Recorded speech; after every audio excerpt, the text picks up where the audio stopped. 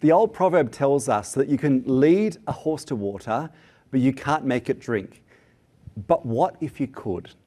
Having spent over 2 decades helping leaders and organisations embrace the changes and the trends they'd rather fight or ignore, I'd suggest that persuading even the most stubborn individuals is possible, but it's by no means easy.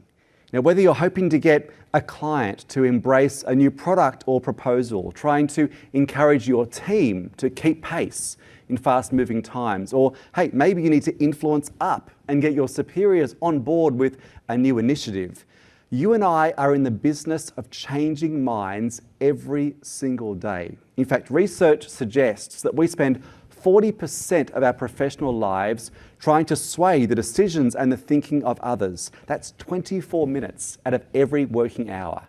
But the confronting reality is that our persuasive efforts are only effective between 3 and 5% of the time. And that is the why behind this new keynote presentation called Mindstruck, Mastering the Art of Changing Minds. Based on my book by the same title, this presentation delves into the psychology of stubbornness and examines the question of why people don't change, even when they want to and know they should. In the first half of the presentation, I take a deep dive look at the factors that really shape our opinions, our beliefs and judgments as humans, often in ways we don't understand or are not aware of. But more than simply looking at what makes up people's minds, the more important question I answer in this presentation is that of how minds can be changed.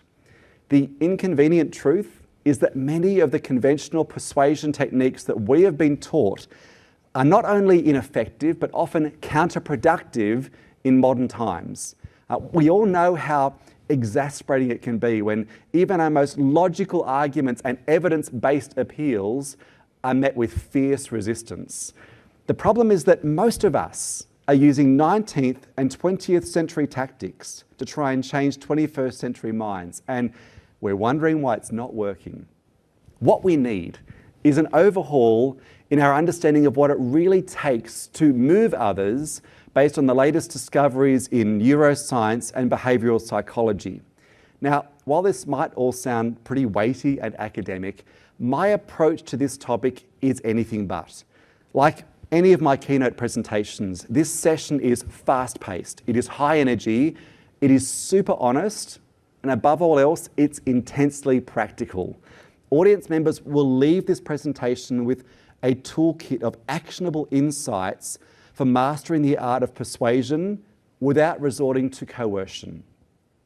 While it's not easy to influence stubborn or mind-stuck people, the good news is that it is possible. You can lead a horse to water and make it drink. My commitment in this keynote presentation is to show you how to do just this.